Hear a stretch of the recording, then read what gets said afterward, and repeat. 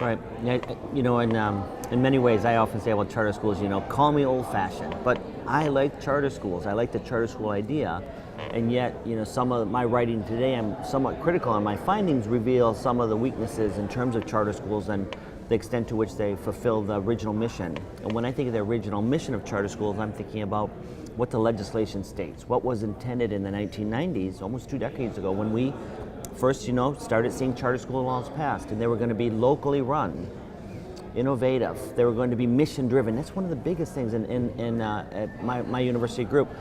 In late 90s, we were involved in Connecticut and Michigan and later in Cleveland, Ohio, doing technical assistance for charter schools to help them to build their mission statement, to take the mission statement and transform it to an accountability plan, and help the schools to be proactive, to demonstrate success according to their mission.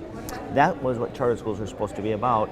Of course, we had a number of things happen since then. We had No Child Left Behind, the standards movement, this centralization that meant that charter schools have to be more and more alike and teach the same task, which undercut their innovation. But also, we also have another thing with this private group privatization moving in and using charter schools as a means for privatizing the reform. I've been a strong believer in the charter school idea, and I actually worked at a public school that converted to a charter school.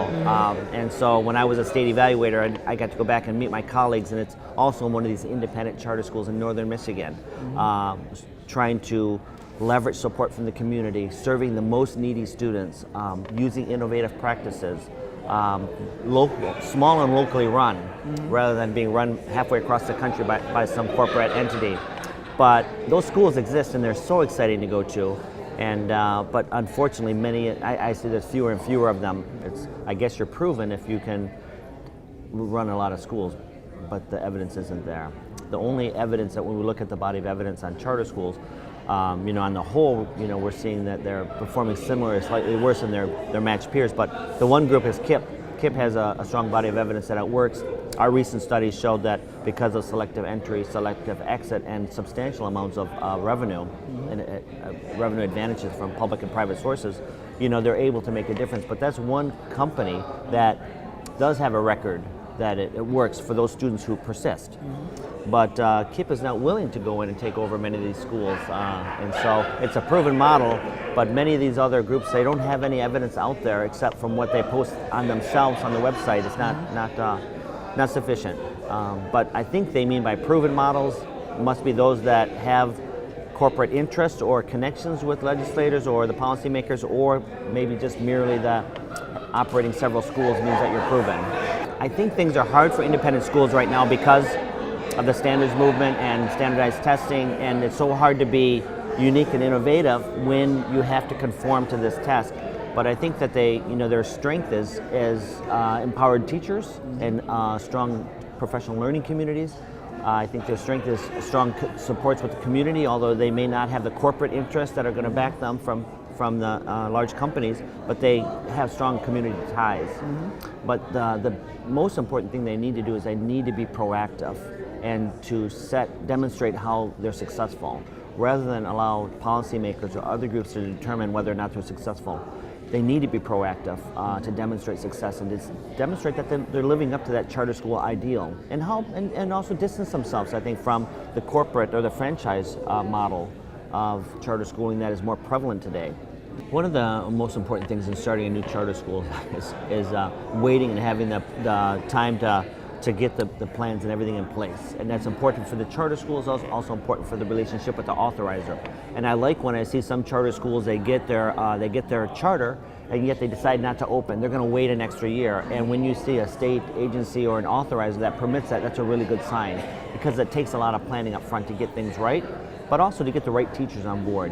We see very high attrition rates in charter schools. Usually 40% of the first-year teachers are leaving charter schools on 6-state average that we looked at from our state evaluations. So, finding the right teachers early and building that community prior to the start of the school. One of the problems and struggles with the startups is they try to do too much in too little time. And of course, a corporate model with the national franchises, they'll come in, it's a cookie cutter model, so there's not an issue with these things. So they can deliver a product we know what it's going to be, but it's not innovative, it's not those other things, but they can start up and be stable in that first year. The mom and pops tend to be much more unstable. I've got a lot of experience in this, and some of it might not be nice to hear, but what I've seen is that on the one hand, you're having your local board is they're highly motivated, but they also have strong vested interest. And then that founding board often has a lot of parents. And just a observation, I don't have hard data on this, but I tend to think that the more parents on the board, the more fighting there is. But on the other extreme, if you have a corporate model coming in with the EMO, you have a board that's they're appointed because they're chums or they know somebody, but they don't play a role. They don't bring anything. They just rubber stamp what's going on. But they're not vested in the school like you have a founding board. They're heavily vested, and things matter to them, and so they're willing to fight for those things.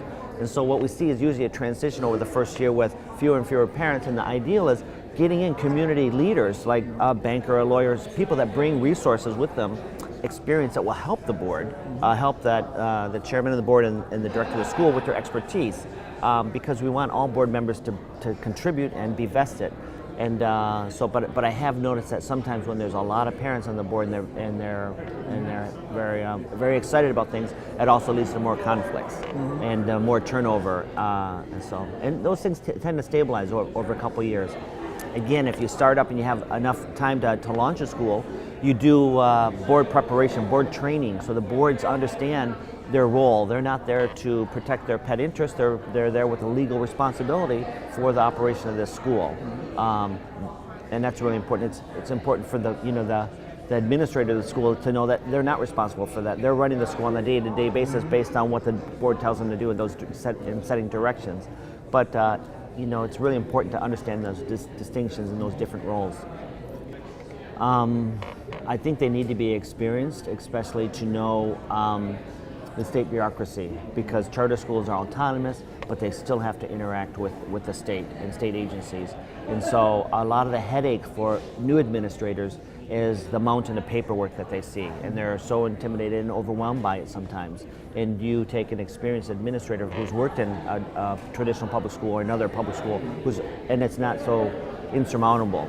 Although I have seen some former superintendents have said when they run charter schools and they see the paperwork like on police reports on each employee and stuff, and they'd say, well, we never did these things in my district office, and charter schools were overwhelmed. And it's like, well, you didn't do it as administrator, as superintendent, but somebody in your office did do all that paperwork.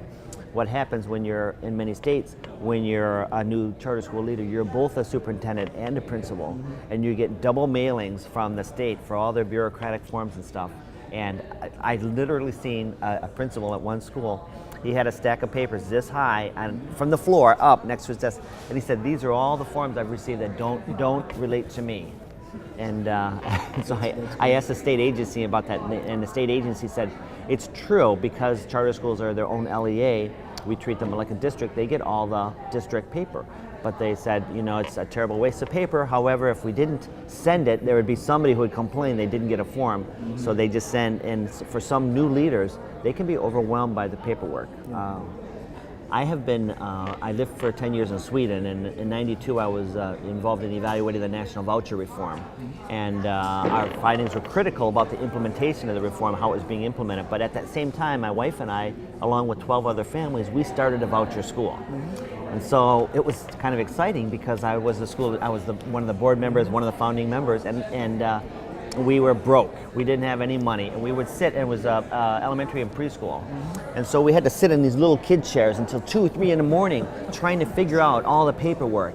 And it was so much work, oh my gosh. And figuring out insurance, figuring out all the contracts, figuring out all the utilities, everything, identifying and financing a facility. Finally, we were smart enough, and we hired in a very good administrator. But in founding that school, we were 12 families on a board trying to do this on our own. It was amazing how much work it is to start a school. But the numbers aren't great, so they're not really competing with the district, because I think the district's not going to miss some few devoted teachers. En masse, though, we're usually seeing teachers staying for short periods of time in the charter schools, then moving on to a district school. That's a more common route. Like I said, 40% of first-year teachers in the nation are leaving We've seen some charter schools where we're seeing constant turnover, and we've seen some charter schools with very little attrition. But on average, in those first-year teachers are a lot of attrition, and mostly the competition is hurting charter schools because they're leaving to go to districts. They build professional learning communities. Teachers are dedicated. They like their students. They want to teach. When they find a place where they fit and feel part of that, then they're excited. They're going to be there. And that's what I like about a lot of the independent schools, where I see teachers not watching there's no union contracts press, but they're so devoted and they're working all the hours that are needed, and they're doing all the things that need to be done. I've seen it also in traditional public schools. One magnet school my kids went to, teachers did home visits. If parents didn't come in for meetings, these parents went out into these dangerous neighborhoods and knocked on doors, and that's not in the contract. They'll do those things, but I see that more commonly in those independent charter schools where you have teachers that are that devoted. They don't watch the clock. They're doing whatever it needs to do. They need to do to get the students, ahead.